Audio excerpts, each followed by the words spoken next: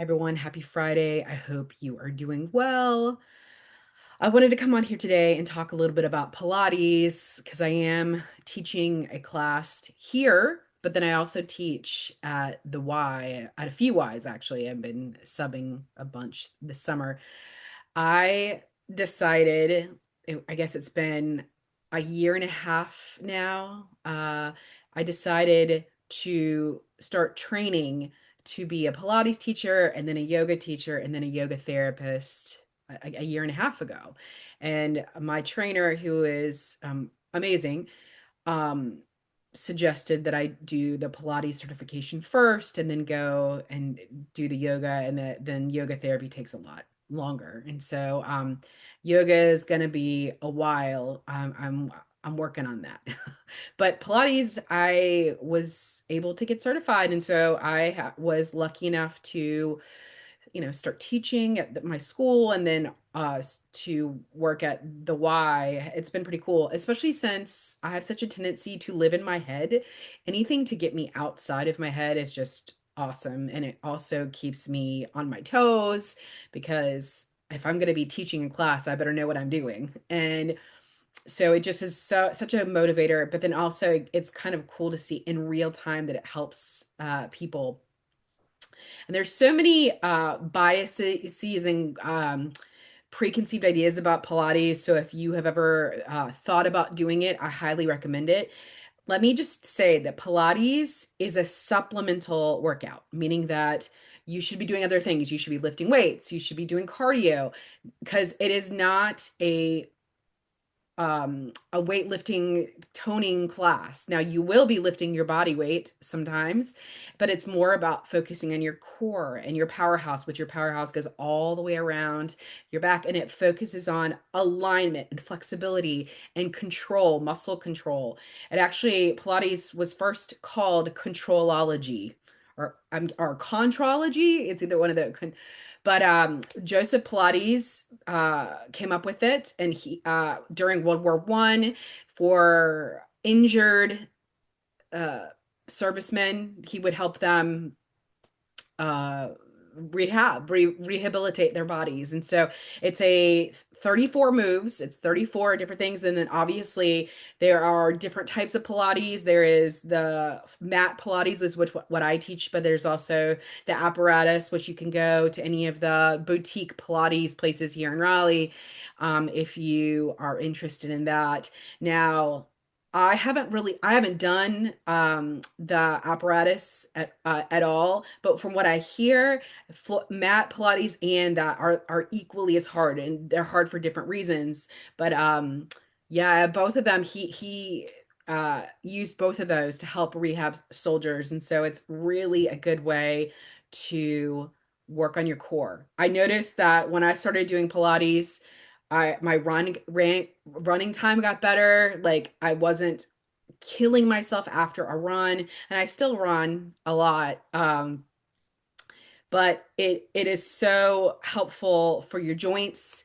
And I also, as a singer, it's helpful. Now, I think in the past I said it was helpful for breathing, and in ways there it is, but it is a higher breathing. My trainer always says it's not diaphragmatic breathing, which is what we do a lot of diaphragmatic stuff in singing, but it's a little bit higher up in the rib cage. And so I don't use it for breathing, but if you're a singer, it is a really good way to learn about your body. And I would say that that's the biggest um, difference between when I started training and before that.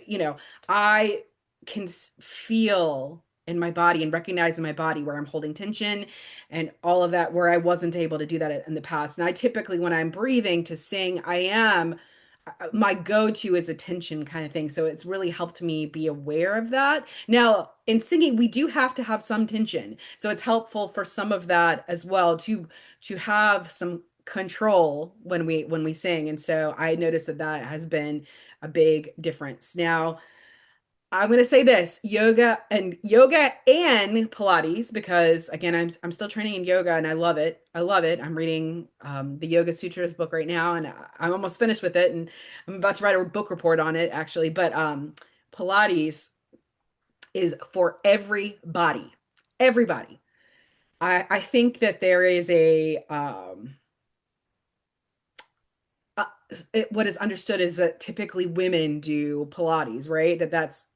But actually we have a few guys that are in these classes, regularly, and it's so helpful. Again, the guy who created it was a man. So, and if you're in sports at all, this really helps those smaller muscles, but then it also helps with your core so that you're moving with your core, and you're flexible and you're balanced and all of that. And so calm out, but also I think that a lot of the people in my class like my classes because I'm not the skinny Pilates type that you would typically see as a Pilates teacher.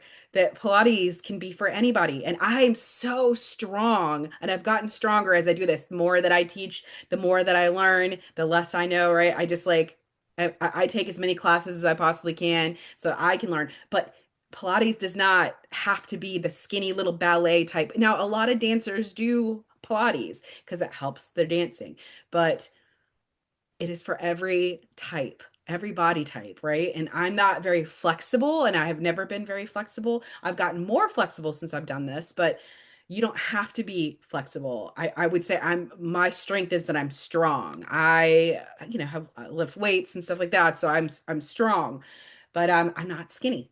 And so anybody can do it. The people that I see in my class the most is that older women. And I love it because it's so good for us. As we get older, we have bone loss and, all the different osteoporosis, all that stuff that becomes a worry. And then menopause and all that stuff, it's a battle, right? And so this is a way to kind of combat that. And I hope I do this until like I can no longer, I'm not alive anymore. I just want to do this forever. And it is such a good way if you have any mental health issues to get out of your head. I mean, these moves are not easy. And people, I think, and I thought this for a long time, that once you've been doing it long enough that it starts to get easy. No, because then we're going to do another move and we're going to challenge it, right? We're going to challenge that stuff. It is a process. Pilates is process, not performance. And so we're never going to compare ourselves to the person next to us because who knows how long they've been doing it. I mean, we're all different. And so it's really such a personal kind of journey, and it's not about who should be there, who shouldn't. And I just really despise that idea of what you're supposed to look like in order to do the class. No. No, you can be any size and you can do it. So let's talk a little bit about size. I'm going to let you guys in on a little secret. Some of you who I've spoken to in person, I'm not shy about this. I am not ashamed of this. This is just kind of my story, but I was very heavy for a while. And I wound up, and I actually will tell you something about this in a second, but I wound up taking a GLP-1, a popular one, and I took it for 3 years. And I lost like 60 some pounds on it. It took me again 3 years to do so. But when I first started taking Pilates, like I was much bigger, probably than anybody in my class. And I couldn't do a roll up. And I don't know if you guys know what a roll up is, but a roll up is where you lay down, you're completely flat on the ground, your arms are above your head, and then you roll up all the way up without momentum, without any like fast movements, but you're slowly. So again, I was on this medicine, which again, when I was taking it, had just come out. It was new. I'm not diabetic, so I was on it for a while. I had to go off of it eventually, and I was losing this weight. I was in a new body, and again, GLP-1s, you can lose muscle mass and stuff. And so I was worried about that. And so I felt weak.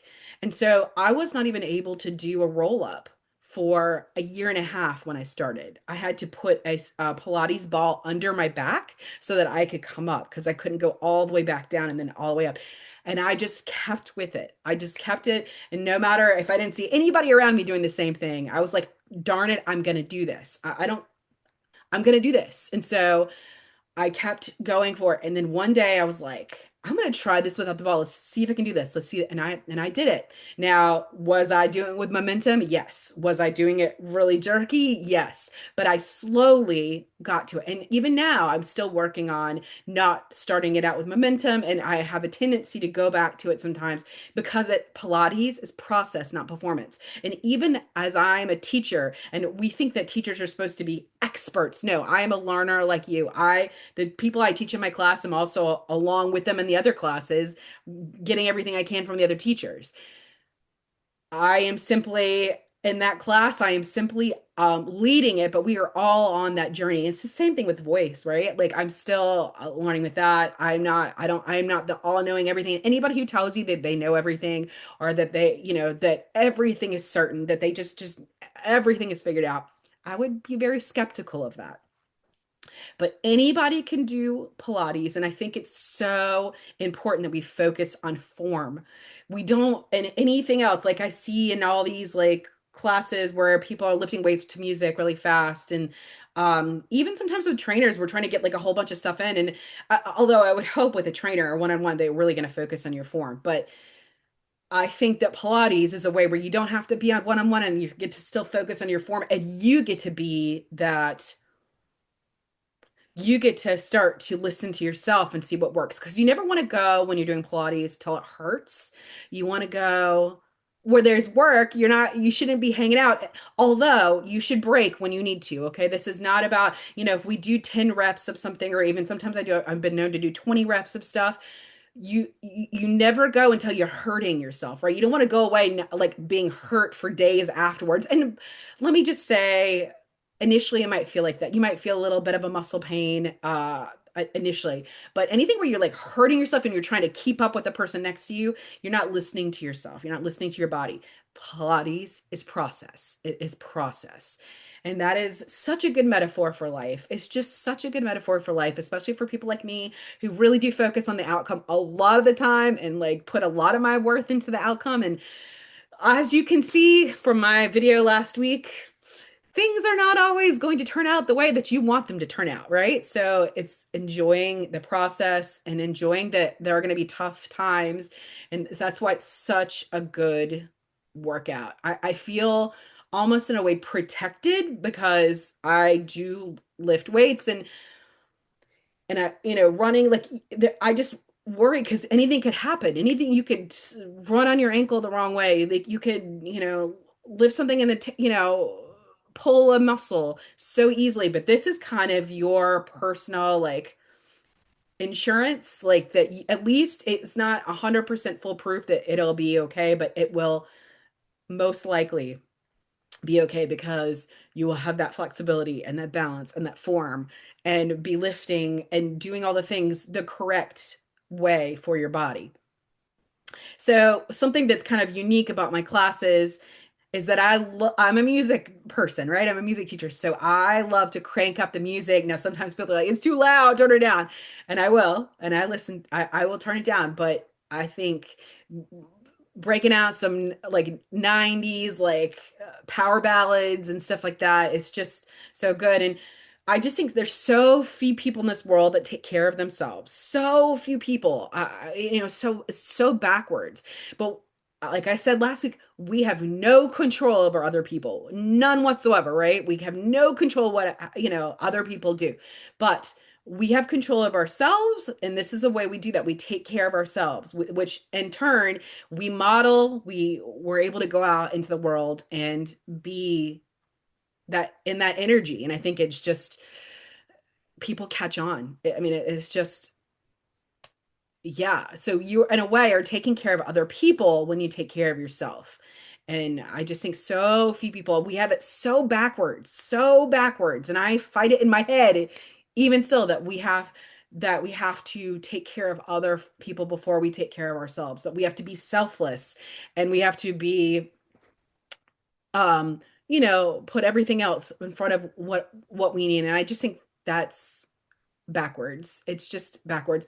I mean, I have, it's just this stuff, especially as women, we are programmed at a young age that we have to do this and this and this and this. We have to make sure everybody's okay. And And that programming is deep in me. It's some like I feel guilt a lot. After last week's video, I'm thinking to myself, did I, what are people going to think? Blah, blah, blah. And then I think, what am I thinking? Was that helpful for me? Yes. And so if that's helpful for me, if I am able to get something from that. If I got something from that, maybe, just maybe somebody else did too. But I can't worry about that. Like I can't think about that. It was a good way for me to kind of stop the ruminating about that guilt. And so I think Pilates is a way to not only take care of ourselves, but also to indulge into like, it's almost like a luxury in a way, because it's just like, how often do we get to really focus on our bodies? Like, really focus. Like, every little movement that we're focused on and enjoying and like just feeling strong and being in front of the mirrors and just like I don't know, taking every move and going slow with it, as slow as possible. It is so powerful. And I see these women and coming in and like and the guys too. I see some of you, although I'd like to see more. I'd love to for it to be more 50-50 because I just want guys to realize that it's so good for them. It's so good for them. I mean, living with someone who is immobile, and I just see what are the effects of not moving. What happens? And I think you will find out when you get older what all that sitting, and we sit so much, so much. So I actually mix Pilates with a little bit of somatic exercises. I always do at least a couple at the end. And if you guys want a name of a really good somatic person, the workout witch is awesome. She has like a membership now, so I'm in that, and like it's just really good. It's like Pilates in that it's like really small movements, but the difference between Pilates and somatic stuff is Pilates you're still holding in your frame, you're holding in your body, you're wearing that corset around your body even between exercises, whereas with somatics you get to relax, let your belly go, let it be soft, let everything go, and it's you could do it in the comfort of your bed. And I do that. And so I have a routine of doing it every night before I go to bed. And it's just a way to another way to take care of myself. So all of that stress that we feel on the day on daily basis, all of that stuff we hold in our bodies, and we tend to hold it in this kind of the same places in our hips and our shoulders and our jaw. Like this is a way to kind of let it go. So we're learning in Pilates how to control those movements. And then in somatics, we learn how to let them go. And so both are needed, right? Because it's just like life. We need to know when we need to hold on to stuff and then when to let go. It's just a balance of both. And so it's such a beautiful metaphor for life. I'm going to be starting the Pilates class that I was doing on Fridays again very soon.